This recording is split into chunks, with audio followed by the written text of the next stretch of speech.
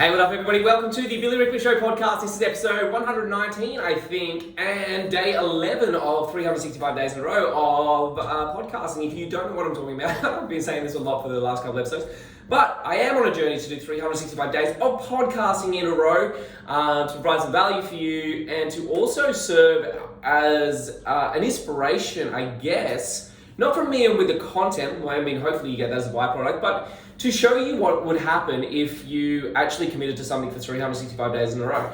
And so you're going to start this journey with me, and as we go through it, you're going to see as my business grows and as my audience grows, and hopefully that will be a lesson to you as you're watching this happening and going, shit, what would happen to me if I did the same thing? What would happen to me if I actually committed to doing something for 365 days in a row? It doesn't have to be a podcast, but this idea actually came because someone said that if you blog for 365 days in a row, you will inevitably become successful at it, right? And so they did this and they blogged for 365 days and they became really successful, really widely known. The audience grew massively, and the whole concept is that if you do something consistently every single day for a year, you'll become so good at it that you cannot help but become successful at it. So that's the journey I'm on right now, and so far so good. I mean, all of my engagement is up, my social media messages are up, my interactions are up, my comments are up, my followings are up, my SMS replies are up, my email responses are up. Every single metric in our business that we're measuring in terms of marketing and engagement is up.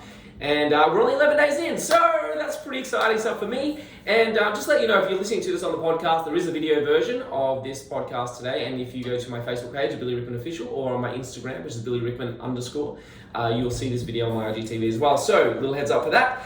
But if you are on the podcast, press pause right now and make sure you hit subscribe so you don't miss any of the episodes over the next year, and you can receive all of the advice and insights that I've achieved, sort of accrued over the last 12 months anyway. 12 years in business.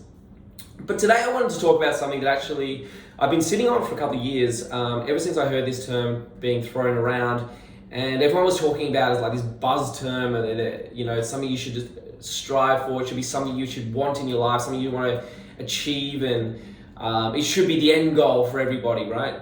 And when I heard it, I was a little bit perplexed by it. I didn't know if I was the only one in the world who was just thinking, that doesn't sound right. That doesn't sound enjoyable.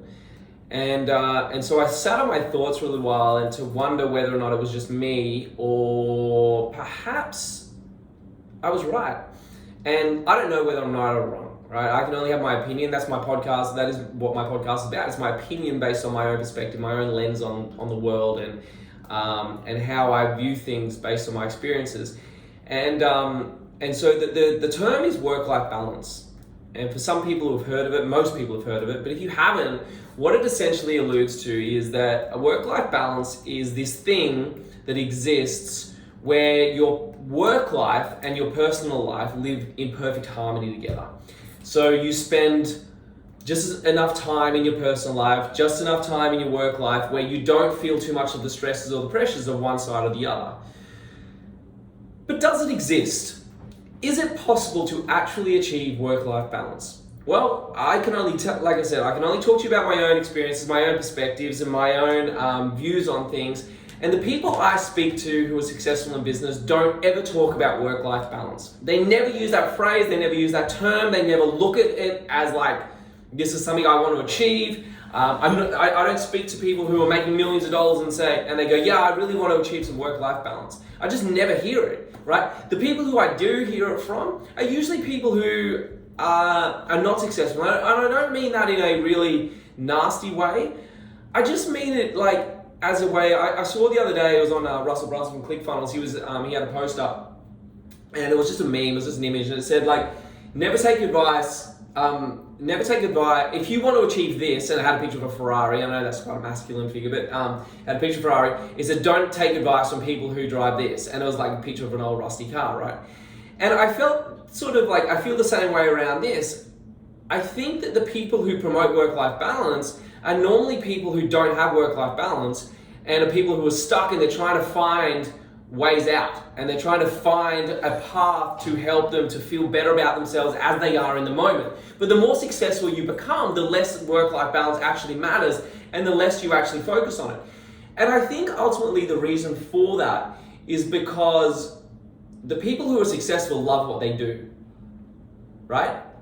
people who are successful, they actually love what they do. So the idea that work life and personal life is separate is like something foreign to them. They don't understand it. It's like, that doesn't make sense, because going to work is a part of my personal life, because the whole, I guess the thought behind work-life balance is that work, you go because you have to earn money and you have to, provide for the family, and you have to, have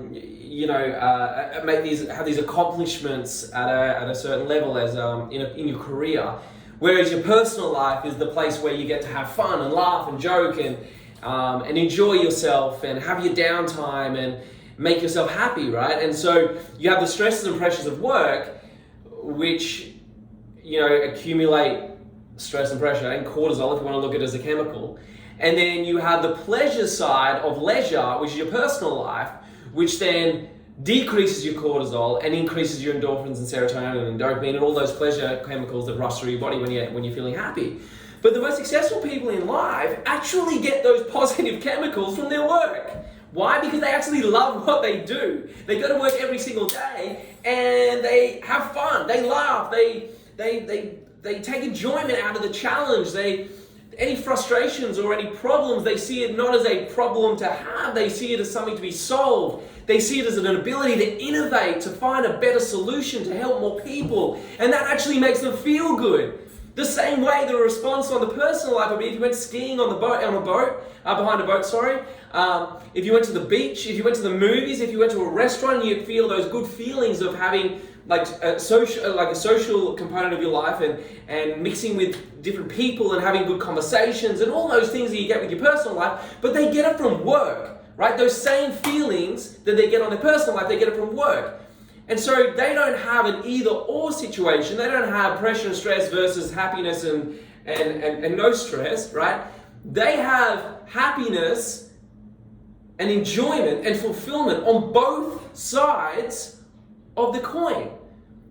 And so they don't try to get work-life balance where they have to go to work. They have to go to work, but then they get to do the personal life, and that's what they're achieving. They're actually merging both of them in one, and instead of having work-life balance, it's just life. It's just life.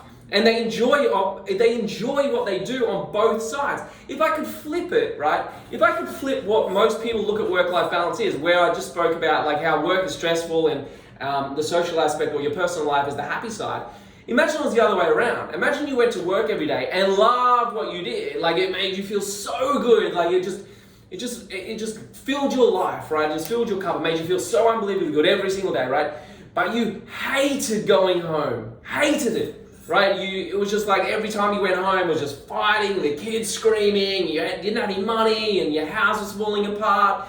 Every time you went home, you were driving on ball tires because you couldn't afford a car, and you never went anywhere, and your friends were horrible, and all these things on the other side, right? But you loved work. The advice wouldn't be to keep your home life and just try to balance it out. The advice would be to find a home life that you love, right? Find a home life that you actually enjoy as much as your work. You don't need to balance them out. You need to actually just make both of them freaking amazing. And so for me, the idea of work-life balance, it almost like projects that don't do so much of your work. Make sure you balance it out with your personal life so that you have an even keel, and so that you're not overly worked and overstressed. You're not, doing too much in the office that actually causes too much cortisol and causes negative things to happen in your life. Whereas I just totally disagree with that. I just totally disagree with that. And I think that if that's what you're aiming for, number one, it doesn't exist because the goalposts are constantly moving. Your perspective on life and your experiences in life as they evolve, as you go through year after year, your perspective of who you are, what you should be doing, how you should be spending your time change all the time. So if you're constantly chasing this dragon of this mythical creature of work-life balance, but your perspective's always changing, which means your goalposts are always changing, it means you're never actually going to achieve it. Or you might achieve it for a month. And if you hear anyone ever say, I've got work-life balance, I'll call bullshit on it, and I'll say it'll be fleeting. You'll have it for a period of time, but it won't exist for a long period of time. I don't know anyone who says, oh, I've had work-life balance for 10 years. Bullshit. Doesn't exist, right? Because they would change. Their consciousness will evolve, and then they'll be chasing new work-life balance, right? And the other thing is like justification. We can always justify reasons why we should spend more time on one reason than the other. And again, with our evolution, as our thoughts and beliefs change and evolve, so too does our justification about where we should be spending time. And so the goalposts are constantly moving. And so the easiest way to solve this, and sorry, just to go back on that point, and if they are constantly moving, and you are never going to achieve it, what does that mean for you psychologically if you set a goal that you will never achieve? Right? It makes you feel unfulfilled. It makes you feel not worthy. It makes you feel like you can't achieve things. It makes you feel like shit. And so so now you're chasing a goal you're never going to achieve. It makes you feel like shit. And it will always change. You will never find this perfect work-life balance. And so my advice is to stop looking for it. My advice is to say, I don't want work-life balance. My life is to say, my opinion on this and my advice would be just to say to have a better life. And life is all-encompassing. It doesn't mean separating work and personal life. It means finding two sides of the coin that are just as great as each other. Or maybe it's not just two sides. Maybe it's like this circle full of multiple different components of your life that are all great. And that's what you should be striving for. If you're in a job right now where you see it as a negative, get out of the job. If you own a business and you see it as a negative, get out of business. If you don't love what you do, if you're not passionate about what you do, if you don't get up out of bed every day full of juice, full of excitement, full of beans to get to work and do what you want to do and achieve and accomplish things, and it doesn't just fulfill you and drive you and make you feel alive, then get out of it. Quit. I spoke yesterday about don't give up, but this is the situation where you should give up to do something you love though, which is, I guess, a contradictory, but I hope you understand the difference in that, right? What I was talking about yesterday in yesterday's podcast about not giving up is like if you want something and you really feel like it's something that you need to achieve, don't give up on that dream, right? But if you're doing something you hate, if you're doing something you feel like you have to do rather than you get to do, then there's a big difference in that language, right? I have to do it versus I get to do it. There's a big difference in the language of that. If you're doing something for your work side that you have to do versus something you want to do or get to do, then just leave it and go and find something else that fulfills you just as much as your social life does. And when you find something that fulfills your work and your social life equally, then you don't need a work-life balance. You just have a great life. And that is the ultimate goal, and that is the lesson for today's podcast, and that is why I'm against so much against this whole philosophy of work-life balance. Give up on it, don't believe in it, it doesn't exist, you'll never catch it, you'll never make it, you'll never earn it, you'll never achieve it. It doesn't exist, and if you do, it'll be fleeting, and then it'll disappear again, and then you'll be wondering what happened to my work-life balance, and then you try and catch up again. Just give up on the idea and just instead find things that fulfill you and will fulfill you for the rest of your life. Do that and you will be happy, you'll be successful, and you'll achieve more. So if you love this podcast, please make sure you like, share, comment. If you're watching this on the video, please make sure you comment underneath. Let me know your thoughts. Let me know if you agree. Do you agree with work-life balance? Say, Billy, you're full of shit. I don't agree with you. Or if you have a question about it, or maybe you do agree with what I've just said, make sure you comment underneath this video and let me know. Or if you're listening on the podcast as well, send me a message, find me on social, let me know what you think. And if you are listening to on podcast right now, get your phone right now, take a screenshot, and then take that screenshot and upload it onto your social media, tag me in it so I know that you've loved it, and I would greatly appreciate your support. So thanks for tuning in today. I hope you've loved it. I hope you enjoyed it. Hopefully it gives you some food for thought anyway, and I'll be back tomorrow for a brand new podcast. Have a great day. I'll catch you then. Bye-bye.